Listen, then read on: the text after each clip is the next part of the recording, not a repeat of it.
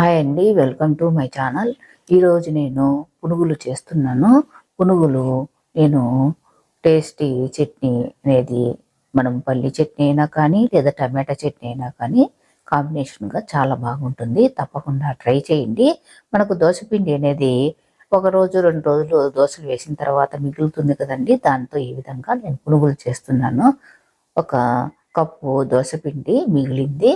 నేను mixing bowl తీసుకునేసి ఒక కప్పు దోసపిండి వేసుకునేసి తర్వాత 2 టేబుల్ స్పూను కొత్తిమీర, 2 టేబుల్ స్పూను పుదీనా ఈ విధంగా కట్ చేసుకునేసి వేసుకున్నాను. తర్వాత 2 పచ్చిమిరకాయలను కూడా మనం కట్ చేసుకునేసి వేసుకోవాలండి. 1 స్పూను జీలకర్ర, ఒక పెద్ద ఆనియన్ చిన్న చిన్న పీసెస్గా కట్ చేసుకునేసి వేస్తున్నాను. ఈ విధంగా వేసుకున్న తర్వాత టేస్ట్ తగ్గట్టుగా సాల్ట్ కూడా వేసుకునేసి బేకింగ్ సోడా ఒక 1/4 స్పూను వేసుకునేసి చేత్తో మనం బాగా కలుపుకోవాలండి.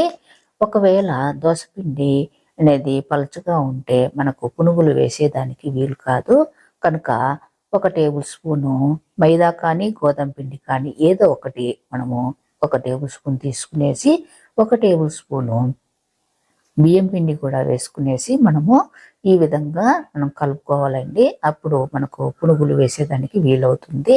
డీప్ ఫ్రై కోసము నేను కడాయి పెట్టుకునేసి మీడియం ఫ్లేమ్ పెట్టుకునేసి స్టవ్ ఆన్ చేసి మీడియం ఫ్లేమ్ పెట్టుకునేసి ఆయిల్ అనేది బాగా వేడెక్కాలండి. ఆయిల్ వేసుకునేసి ఆయిల్ అంతా బాగా వేడెక్కిన తర్వాత మీడియం ఫ్లేమ్లోనే ఈ పునుగులు వేసుకోవాలండి.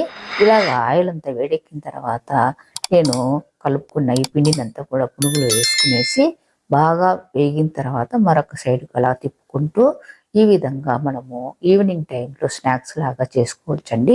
తప్పకుండా ట్రై చేయండి. ఈ పునుగులు అనేది దోసపిండి మిగిలినప్పుడు ఈ విధంగా మనం చేసుకోవచ్చు.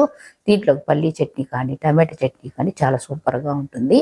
ఇంకా మన ఛానల్కి సబ్స్క్రైబ్ చేయని వాళ్ళంటే తప్పకుండా సబ్స్క్రైబ్ చేసి లైక్ చేయటం మర్చిపోకండి. మీ లైక్ అనేది వేరే వాళ్ళ వీడియో చూసానికి ఉపయోగపడుతుంది. Thank you very much.